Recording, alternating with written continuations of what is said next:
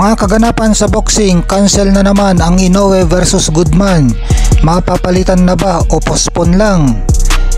Sa post sa promotion ni Sam Goodman na No Limit Boxing ay nagpayag itong mga kalaban dapat ni Naoya Inoue sa January 24 na si unbeaten IBF Mandatory Challenger Sam Goodman na pwersado daw siya na mag-withdraw sa kanyang naka-schedule na bout kontra Naoya Inoue sa January 24 dahil sa recurrence ng kanyang eye injury.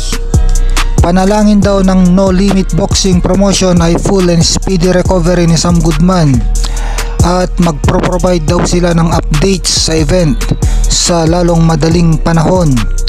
Muling bumuka daw ang hiwa sa pinsala ni Sam Goodman sa ibaba ng kilay niya sa kaliwang mata niya na natamo niya sa sparring niya noon. Nung nakipag-sparring siyang muli ay bumuka ito at ni-reveal na rin ito ng Fox Sports Australia. Kaya abangan natin kung mapapalitan na ba si Sam Goodman dahil pinagbigyan na ito ni Naoya Inoue ng isang beses. Pagbibigyan pa ba ni Naoya Inoue muli ito? May mga Pinoy naman sa IBF na pwedeng pagpilian ni Naoya Inoue na mga top ranking sa IBF.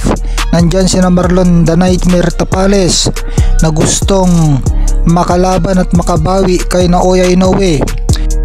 Nandyan din sa top rank ng IBF si Carlames Martin na wala pang talo. At nandyan din si Janriel Cuadro Alas Casimero na matagal nang humahabol kay Naoya Inoue.